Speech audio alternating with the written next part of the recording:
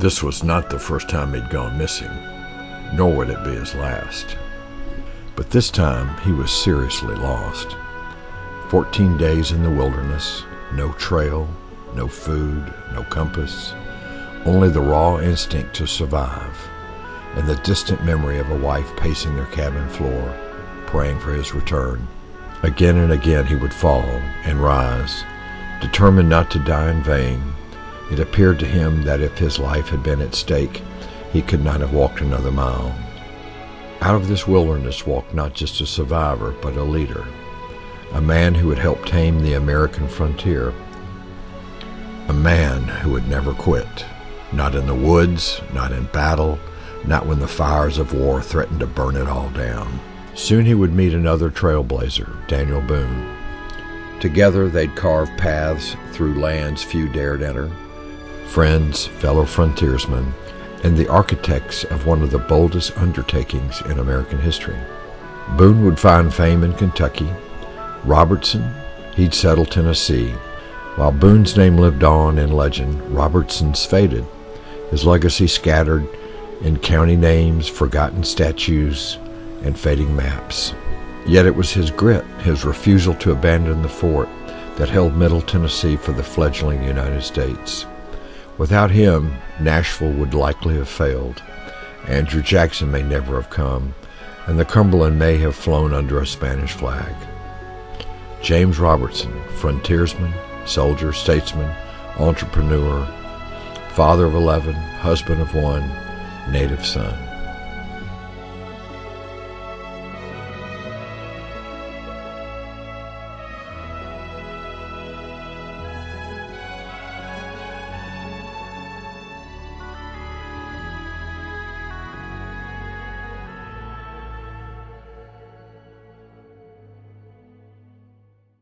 The most central figure to early Nashville was James Robertson. He was an unusual human being. It seems to me that he was as heroic as anybody in that period. In the course of Cumberland settlements, he was wounded 3 different times. One time he almost died, 2 other times he was just badly wounded. He had 2 children killed. One was a 12-year-old son, 2 brothers. He had every vexation connected with leadership you can imagine over a period of 15 years that he had to endure. He was the one who, when other people decided it was impossible to stay here because they couldn't hunt, they couldn't raise food, he said, "I'm not going anywhere." And he kept enough of his fellow settlers here to barely hold on. And that if he had not been able to do that, Nashville wouldn't be called Nashville, I'm sure. Somebody would come along some years later and founded something that would have a different name, different history, different everything. But Robertson is definitely, when they say he's the father of Nashville, he is that and is deeply inscribed in history as you can be inscribed in history. Felix Robertson.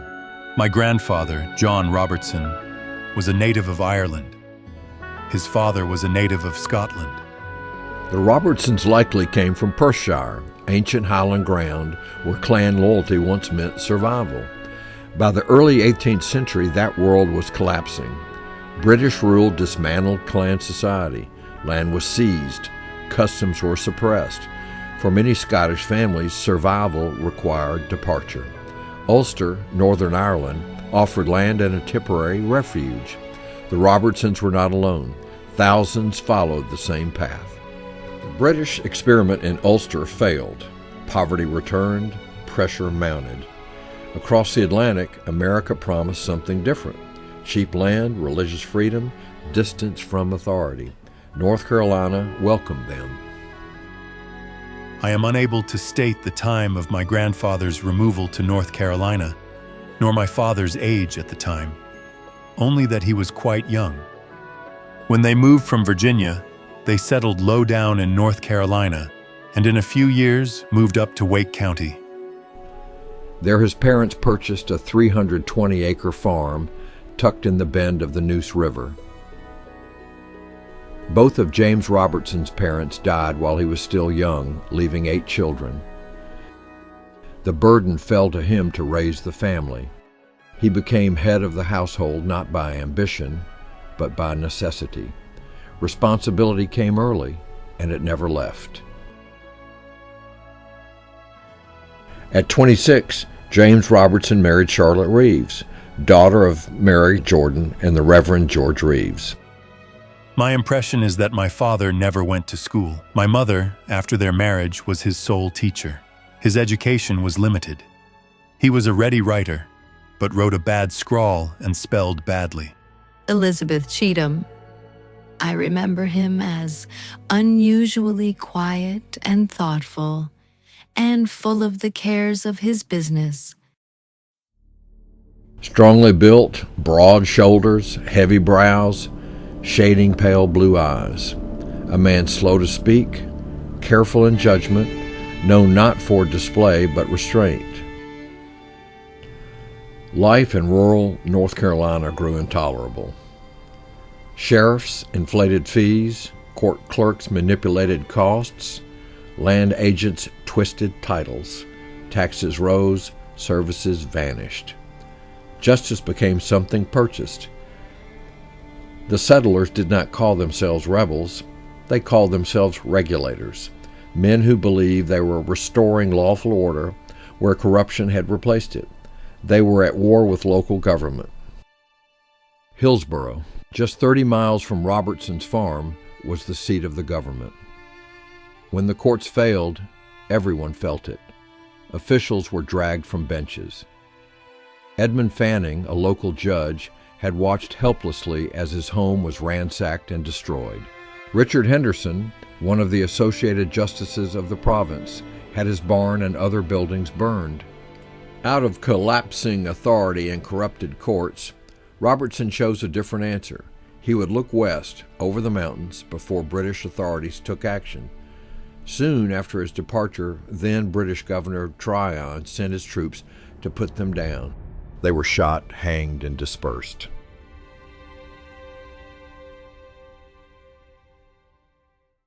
Robertson decided it was time to look west, to leave behind his farm and the life he'd known. He was young, ambitious, and fearless, driven by more than his own fortune. Other families were depending on him to find good land, a place where they could build new lives. And so began his journey across the mountains in search of that promised land. Along the way, Daniel Boone may have accompanied him. The two were nearly simultaneous in their immigration. When Robertson first reached the Watauga Valley in the spring of 1770, he did not find total wilderness. He found a settler already there, a man known as Honeycutt. The valley had been traveled. With Honeycutt, Robertson planted corn. Corn in the ground meant return. Labor meant claim. Cabin rights were earned, not granted. Robertson prepared the land and then left it, trusting what was planted would wait. He began his trek home full of hope and determination. He would tell his people he found a rich land suitable for settlement.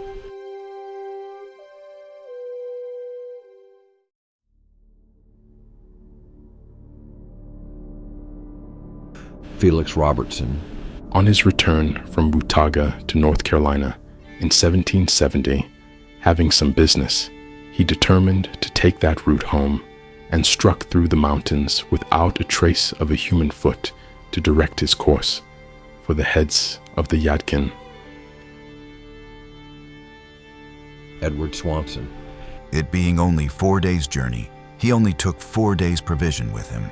The first night after he started, it rained so that he got his ammunition wet, so he could kill nothing, and the weather set in rainy. It was in August, cloudy and rainy, so that he never saw the sun. He wandered 14 days in the wilderness without ever seeing the sun, among rocks and laurel thickets, which at last became so impenetrable that he was compelled to desert his horse. Being in the mountains so he could not ride, he left his horse and saddle, hanging up his saddle in a tree, and his gun and shot pouch in like manner, and turned his horse loose. And seeing his gun was of no account to him, for his ammunition was wet. he could kill nothing, and he left his gun also. As long as his strength would permit him, he would gain some summit and climb a tree to be enabled by his position to observe the ranges of the mountains, then descend and again pursue as direct a course as the precipices and thickets would permit. To preserve some knowledge of his route, he cut bushes with his knife to mark his course. Thus he would repeat every day, yet he frequently found that he had crossed his former tracks. He then traveled 14 days and lived all the time on the 4 days' provision which he took with him from the start, and he seemed doomed to starvation in the midst of plenty for the want of his ammunition and gun. Again and again he would prostrate himself upon the ground, determined never to rise. But the idea of being lost where no traces of his death would be found, and his death being laid to the charge of Indians, would rouse him. He would slowly rise and again grope his way, as in midnight darkness. In this dreary pilgrimage, he was often, for the moment, near the most ferocious contests between the male bears of the forest, which sometimes occurred almost at his feet. At length, he fell in with 2 hunters of the mountains, who with much difficulty he prevailed on to give him the use of one of their horses for him to ride to the first house. He then traveled on himself until he got to the house of Hugh McGarry, and when he got there, McGarry took some pains with him until he got him well, for he had like to have starved to death. He said from the moment he saw them, it appeared to him that if his life had been at stake, he could not have walked another mile. Great self-command was requisite to prevent killing himself when means of appeasing his hunger was placed in his power. In a few days, comes on one John Hopi with a drove of horses. He got one from him and returned through Johnson County as in North Carolina. In the fall, he got home, and the hunters, having gone out hunting and having found his horse, saddle, and gun, had brought them in.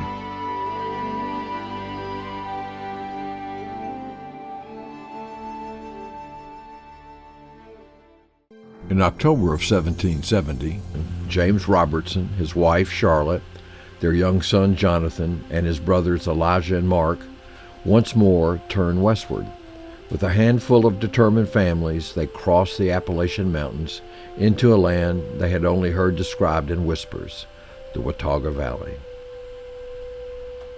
The women rode horseback with extra mounts bearing the family's possessions. The men walked alongside with rifles ready for the unexpected. They found a valley cradled by gentle slopes, watched over by towering sycamores along the river's edge. They called it Sycamore Shoals. The Cherokee called it Watauga Oldfields, near the joining of the Watauga and Doe Rivers. Robertson would later say, it seemed to be the promised land. It was here, at the confluence of the Watauga and Doe Rivers, that the Robertsons built their home.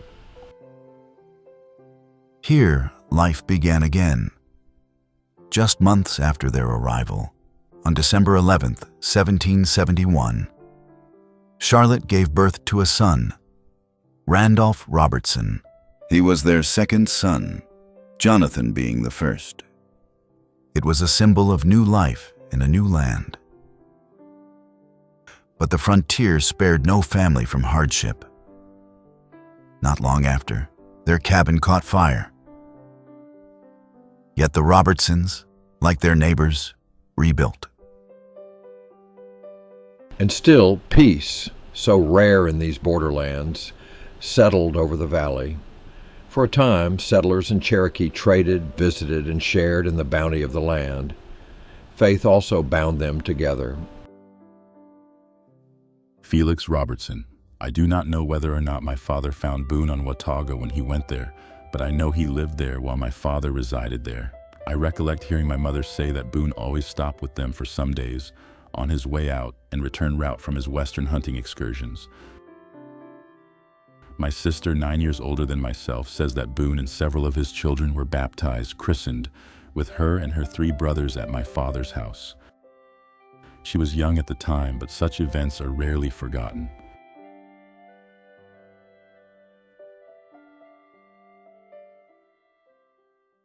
While James Robertson was settling the Watauga region in 1770, clearing land, building cabins, and shaping a self-governing frontier community, another movement was unfolding just to the north. There, John Donaldson had begun negotiating land on behalf of Virginia. Donaldson was a prominent Virginian, an office holder, an accomplished surveyor, and a seasoned land speculator.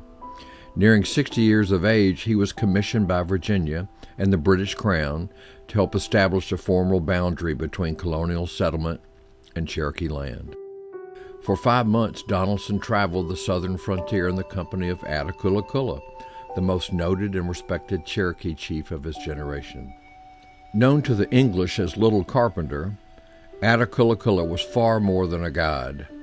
He was a master diplomat, a strategist, and the principal Cherokee voice in treaty negotiations with Britain and the colonies. In the years ahead, he would play a decisive role in the Transylvania Purchase, shaping one of the most consequential and controversial land deals in the American frontier history. Together, Donaldson and Attakullakulla moved deliberately through the mountains and valleys, marking boundaries not with abstract lines, but with the land itself, following ridges, river mouths, and ancient natural markers long known to the Cherokee. The boundary they established would become known as the Donaldson Line. Donaldson later reflected on the country they traversed, writing that it was the Garden of Eden. In 1771, the treaty was finalized and recognized by both Britain and Virginia, but its consequences were immediate and unforgiving. South of the Donaldson Line lay the Watauga settlements. James Robertson and the Wataugans now found themselves outside the law, still living on Cherokee land beyond colonial authority. Order soon arrived. The settlers were formally summoned to remove themselves from the country they had cleared, planted, and defended. With a single treaty, 2 men, who would later stand together in the founding of Nashville, were cast into opposing roles. One had helped draw the line, the other was ordered to abandon everything below it. Yet none of them, Donaldson, Robertson, or Attakullakulla, were finished with this land. The boundary did not end the frontier story. It forced it westward, and in the years that followed, these same men, settler, surveyor, and Cherokee statesmen, would again find their paths crossing as the struggle for the Cumberland Valley reshaped the future of the American interior. Yet beyond these quiet moments, uncertainty pressed in.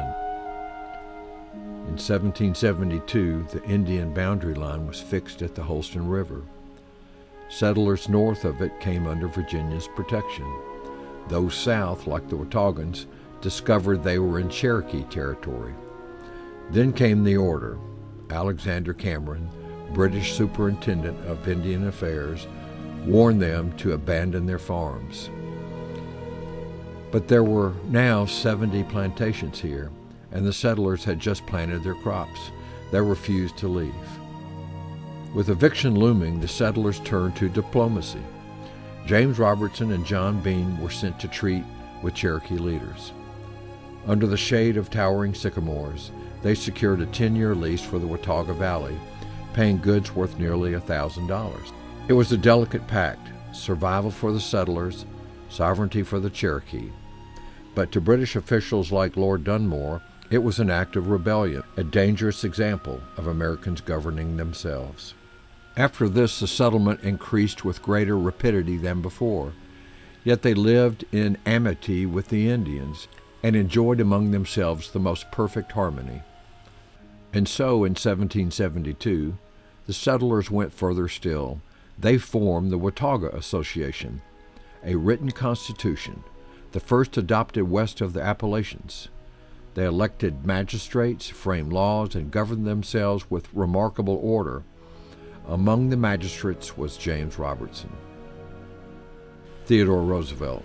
They were the first men of American birth to establish a free and independent community on the continent, fit to be the pioneer fathers of a mighty and beautiful state. In the Watauga Valley, the Robertsons and their neighbors built more than cabins. They built families, faith, and the first seeds of a free government. Moses Fisk. This became a place of rendezvous to all who followed. At the head of this colony was James Robertson. Donelson's line not only proved problematic for Robertson and the Wataugans, it inflamed the Shawnee, who were not consulted on the treaty, and they viewed the land as theirs. Conditions on the western frontier worsened as settlers like Daniel Boone moved into Kentucky. On September 25th, 1773, we proceeded on our journey to Kentuck, in company with 5 families and 40 men that joined us in Powell's Valley. On October 10th, we had passed over Powell's and Walden's mountains and were approaching Cumberland when the rear of our company was attacked by Indians, who killed 6. My eldest son was one that fell in the action. Though we repulsed the enemy, this affair scattered our cattle, brought us into extreme difficulty, and the whole company retreated 40 miles to the Clinch River. In 1774, war erupted between Virginia militia and Shawnee warriors. Known as Lord Dunmore's War, it marked the first large-scale struggle for control of the Ohio Valley, a contest that would decide who could move west and who would be stopped. By what I can learn, the terrors are so great on the Holston that I'm going to the assistance of the Castle Woods men with the force that could be spared from the district. Daniel Smith to Colonel Preston.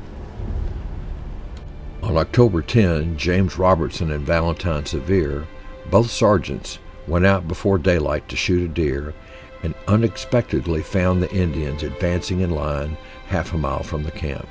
John Haywood. Edward Swanson. They ran back to the camp and told Colonel Lewis they were soon being attacked, but Lewis said it was only some scouting Indians. Robertson told him he'd seen an acre of ground covered with Indians. 300 men were sent out. Across the river, Shawnee warriors take position. They moved deliberately, no panic, no disorder.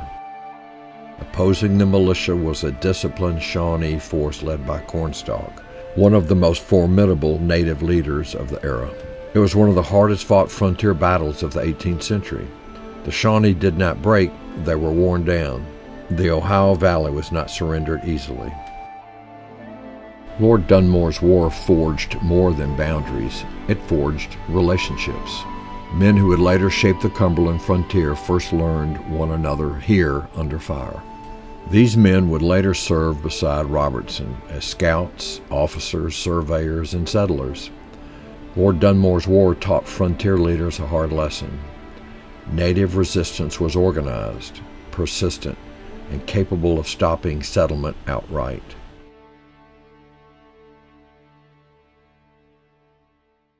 The desire for large tracts of western land located in tribal country was on the increase. The most powerful men in America sought them, and all eyes were on this purchase. George Washington. I can never look upon that proclamation, 1763, in any other light, but this I say between ourselves, than as a temporary expedient to quiet the minds of the Indians, and must fall, of course, in a few years, especially when those Indians are consenting to our occupying the lands. All this can be carried on by silent management and under the guise of hunting game, which is always admitted by the Indians. By this means, you will be able to mark out the lands in a secret manner, so as to avoid giving alarm or offense. Land speculator Richard Henderson surprised all of his speculator competitors when he arrived at Sycamore Shoals with an audacious plan. He sought to purchase more than 20 million acres of land from the Cherokee, stretching across present-day Kentucky and Middle Tennessee in what would become the largest private land purchase in American history. For months, Richard Henderson and the Cherokee elder Attakullakulla carried the terms of payment from town to town, weighing every rifle, blanket, and kettle. When the council finally gathered at Sycamore Shoals, More than 1,200 Cherokee and hundreds of settlers filled the river valley. Every soul had to be fed and housed. The treaty was not signed in a moment. It was sustained by weeks of endurance. At the council stood Henderson, his partners, and James Robertson with the Cherokee. Among them was Atta Kula Kula, the elder statesman, seasoned, diplomatic, and deeply aware of colonial power. Beside him stood his son, Dragging Canoe, younger, defiant, and unyielding. Dragging Canoe rejected the treaty outright. With pathetic eloquence, he dwelt upon the insatiable land greed of the white men and predicted the extinction of his race if they committed the insensate folly of selling their beloved hunting grounds. Roused to a high pitch of oratorical fervor, the savage with uplifted arm fiercely exhorted his people to resist further encroachments at all hazards and left the treaty ground. Dragging Canoe understood what many colonists refused to admit. This treaty meant war. A dark cloud hung over that land, which was known as the Bloody Ground. Standing among the colonists, but not counted among the speculators, was James Robertson. Robertson was not there to acquire land. He was there because families in Cherokee trusted him. He understood both sides of the fire, the promise of settlement and the cost it would demand. Virginia Governor Lord Dunmore declared Henderson and his Transylvania Company outlaws. Soon after, Virginia and North Carolina both ruled the purchase illegal, voiding the treaty and dismantling Henderson's private empire. Transylvania was dead on arrival. The land deal was too big, too independent, and too dangerous for the colonies to tolerate. But settlers were already moving. The land had been named, the paths had been cut, and Dragging Canoe's warning would soon be fulfilled. The treaty collapsed, the war did not. But no sooner had the ink dried on the 20 million acre purchase, the Revolutionary War ignited at Concord and Lexington on April 19, 1775. And even though it began in the wealthy northeastern colonies, its effects were felt on the frontiers. Moses Fisk. Affairs continued prosperous till the commencement of the Revolutionary War. Alexander Cameron sent the Watauguans letters with promises of protection in case of their loyalty to the British, but they unanimously resolved to participate in the struggle for independence. As soon as Cameron ascertained this determination, a sudden incursion was devised, attacking the settlement by surprise on all quarters.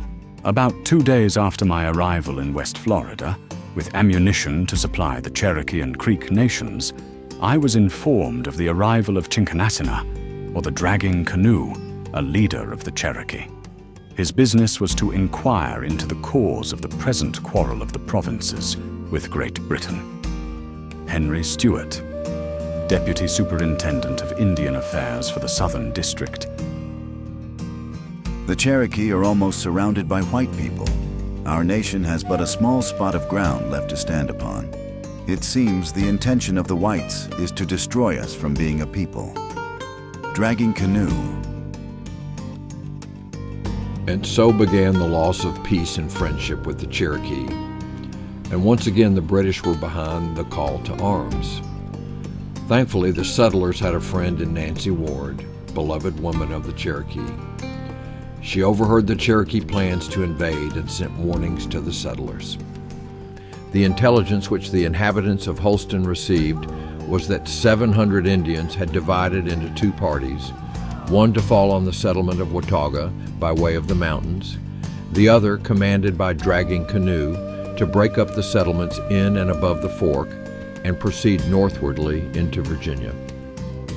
James Robertson saw the danger first. Felix Robertson. My father had a large stock of horses about 4 miles from his home. One morning, he heard a noise in the river and discovered several canoes full of Indians.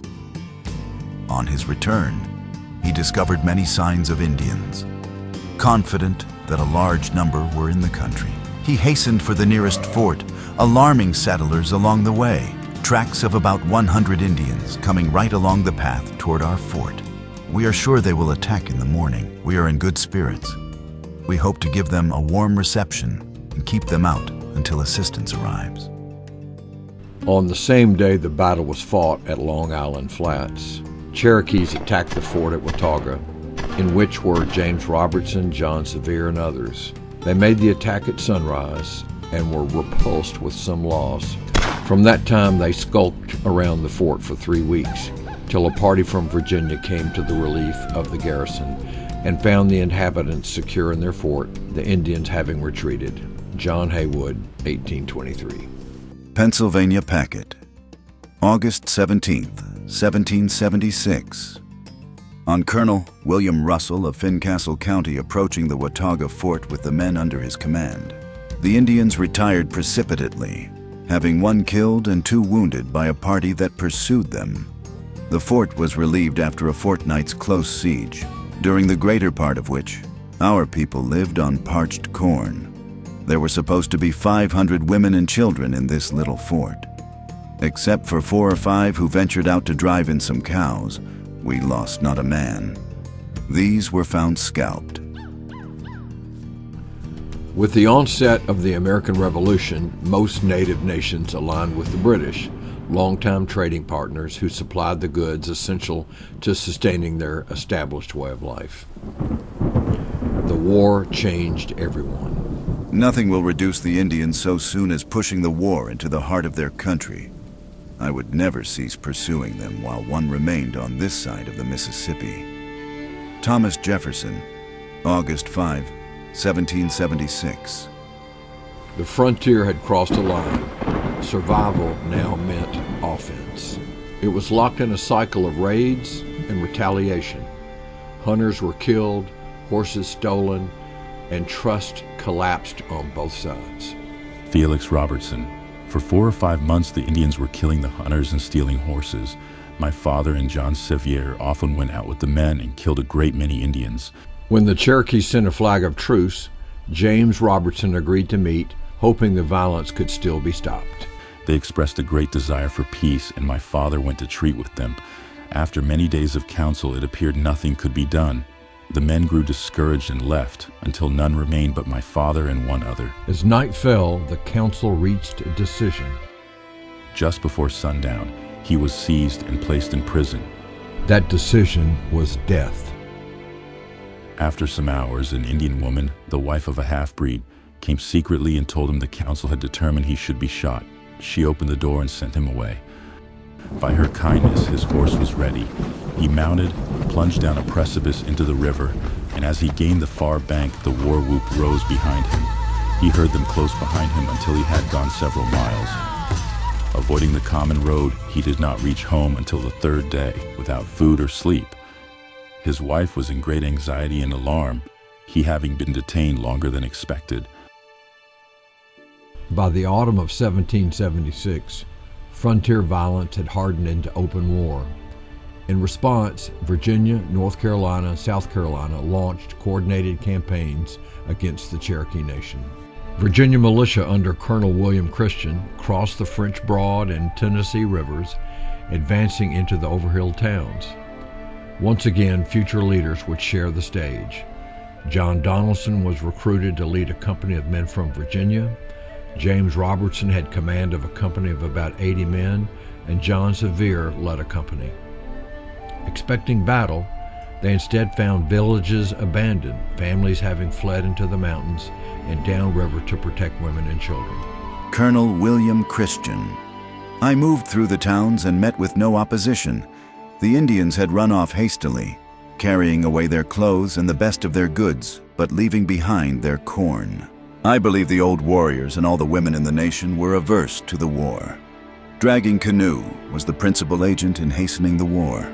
I am now destroying his towns, and I intend to destroy some other of the towns that were under his influence, particularly a town in which a man taken at Watauga was burned.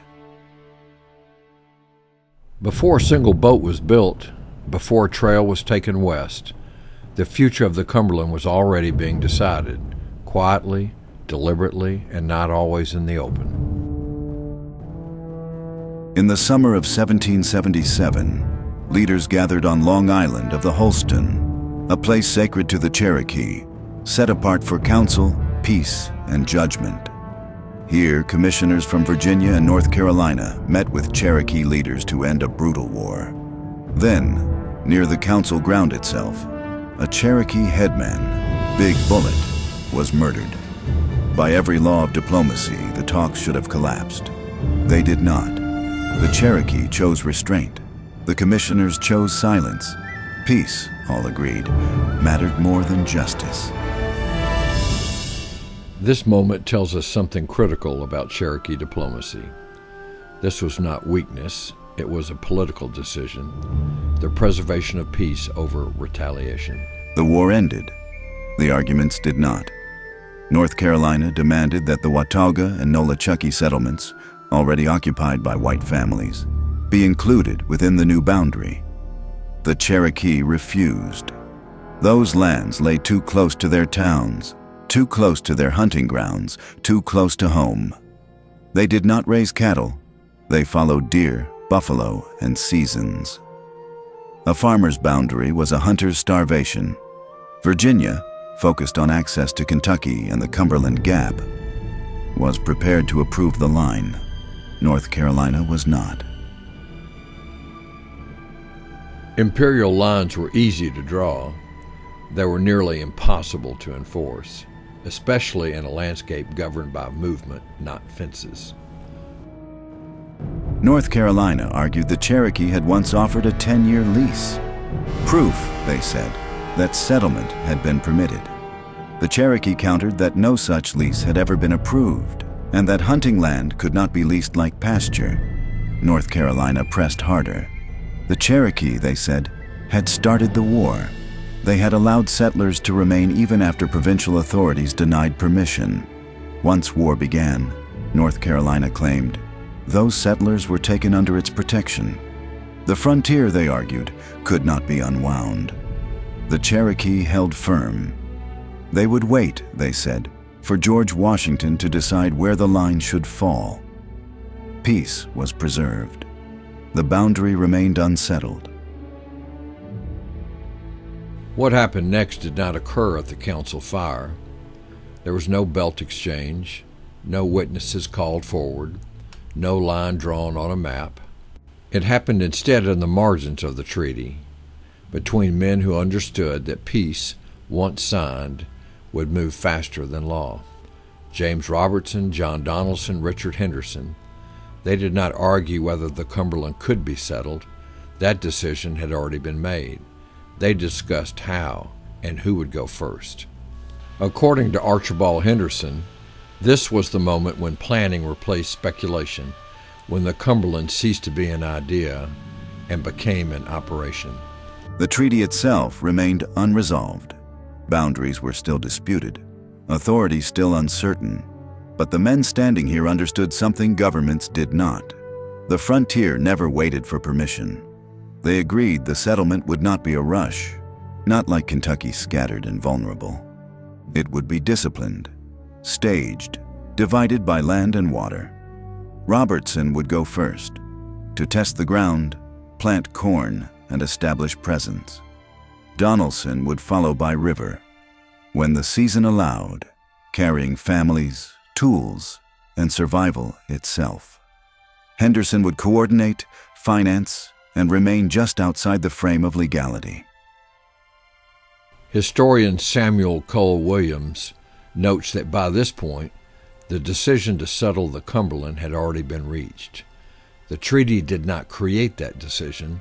It was the backdrop for the deal getting done. Long shrouded in the veil of history, it was here that Henderson, Robertson, and Donaldson determined to settle the French Lick. The Cherokee finally approved the treaty in July of 1777. They had no choice. They were defeated. James Robertson was appointed Indian agent at the treaty, being the only one they trusted to protect their interests. Conflicted, Robertson accepted the post, but only for a short season. He returned to Big Creek and continued plans to resettle.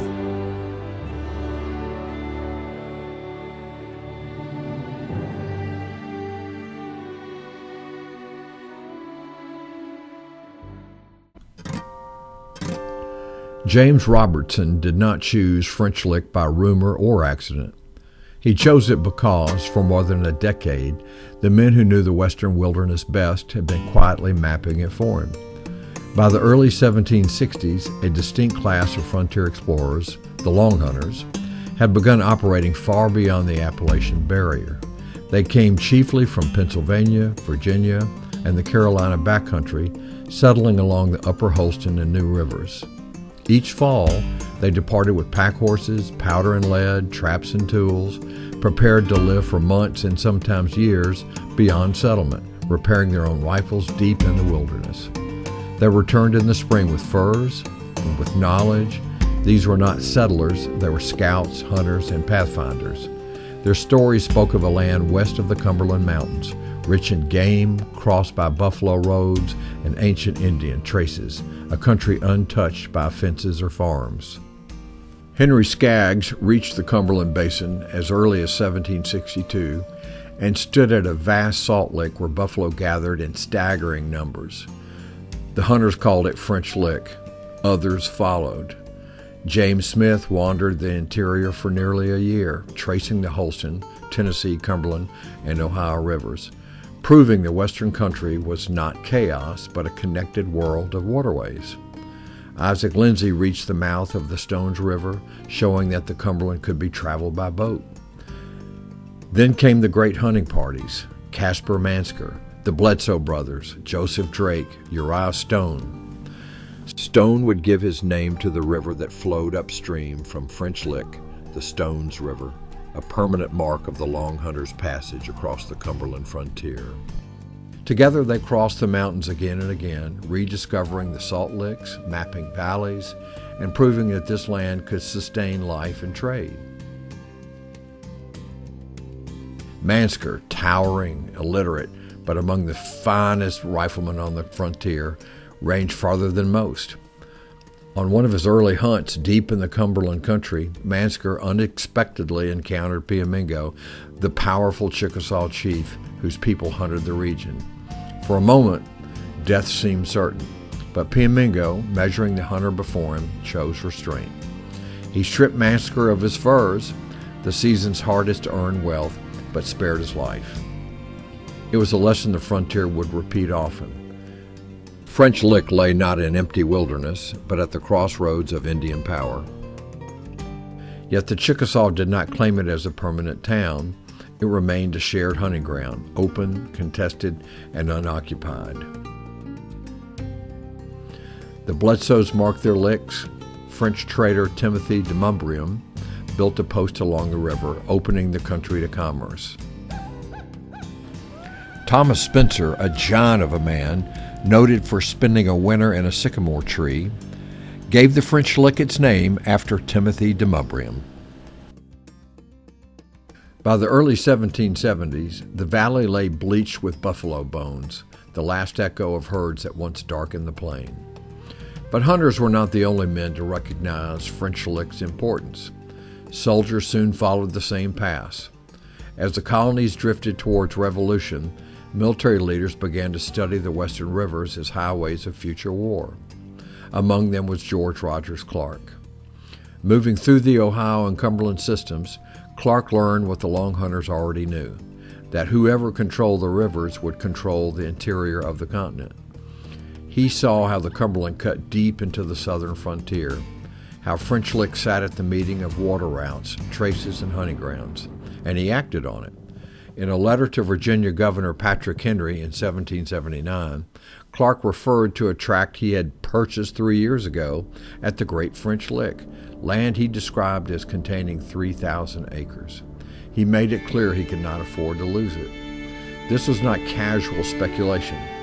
Even before his famous Illinois campaign, Clark was securing the strategic heart of the frontier, sites where forts, towns, and supply lines would one day stand. By the time James Robertson weighed his future, French Lick was no mystery. It had been explored by hunters, tested by traders, measured by soldiers. Many of the men who knew it best passed through the same Holston settlements Robertson called home. They told him where the rivers ran, where the buffalo gathered, where danger lay, and where opportunity waited. Once before, Robertson had heard such stories. Once before, men had spoken of a distant valley called Watauga, land beyond the mountains that others said could not be held. And once before, Robertson had gone anyway. He had cut a settlement from Wilderness. He had built a community where none had stood before. Now the same pull stirred again. The Cumberland country rose in every account as a richer, wider, and more secure crossroads of river and trace, a place hunters knew, soldiers valued, and traders already used.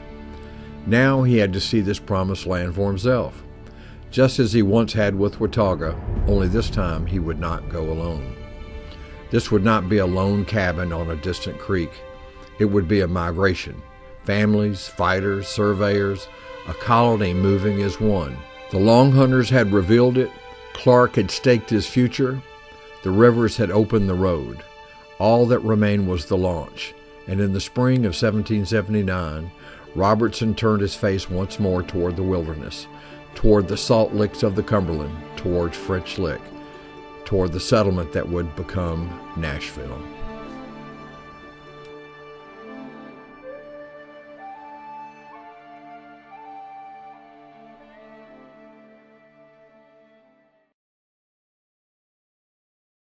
The Cherokee Treaty of 1777 started in motion the migration that would culminate in 1779. Boone would head back to Kentucky.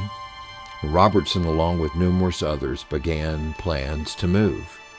But first, two things needed to happen. By the winter of 1778, British Governor Henry Hamilton believed he could strangle the American West, sweeping down the Ohio, rallying native allies, and crushing Kentucky and the Holston settlements in one great arc of destruction. But George Rogers Clark struck first. In February of 1779, through frozen rivers and night marches, Clark captured Vincennes, and with it, Hamilton himself. The British command of the Northwest collapsed in a single surprise blow. Yet even as Hamilton surrendered, another campaign was already moving south.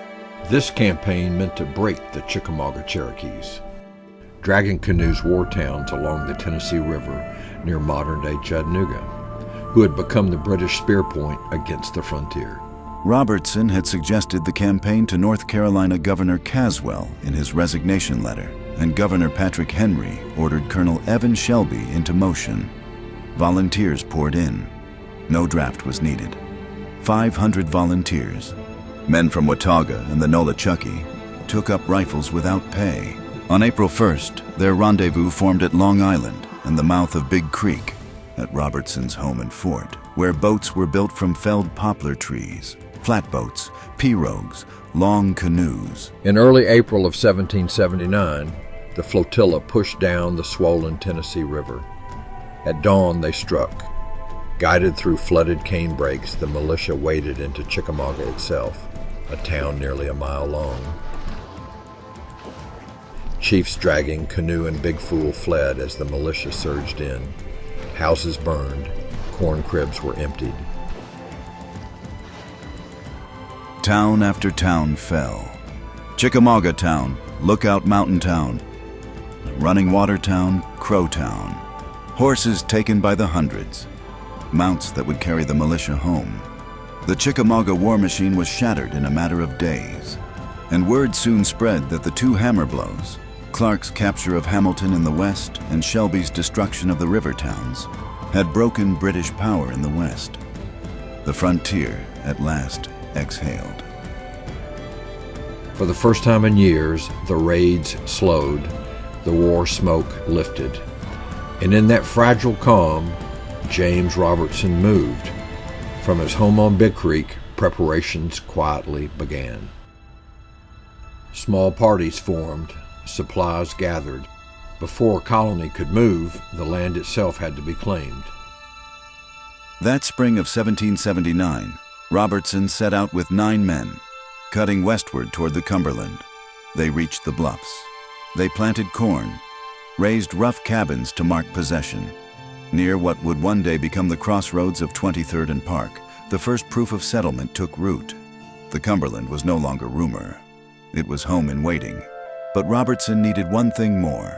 Just down the river from the bluffs, where French traders still drifted in from the Ohio, he purchased a small skiff for a single guinea.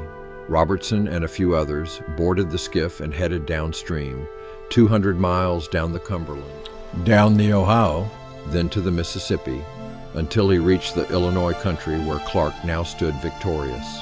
There, Robertson discussed Clark's cabin rights at French Lick. An understanding was reached. On his return, the wilderness nearly claimed him. When he reached an Indian village, he was accused of spying and marked for death, spared only when French traders convinced his captors he sought horses, not secrets. Tension softened into uneasy friendship. Before leaving, Robertson purchased fine Spanish breeding mares, prizes of the frontier, and once more traversed 500 miles through wilderness towards home. He left the horses with a Kentucky settlement. They would be reclaimed when the settlers passed back through. Back on the Holston, the final preparations were underway. While Robertson tested the land, John Donaldson prepared the river. He consulted Colonel Evan Shelby about the French Lick, its dangers, its history, its value. Then he committed everything.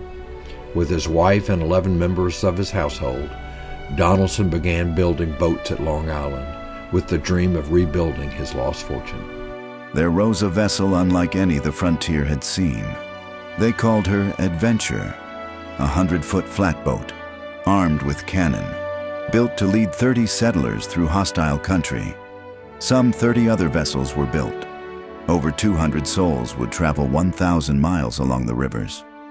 Robertson knew the small flotilla filled with his wife, children, sister, and brothers might be safer after the attack on Dragging Canoe, aligned along the river near modern-day Chattanooga. He now wrote his resignation letter to Governor Caswell, forfeiting his role as Indian agent.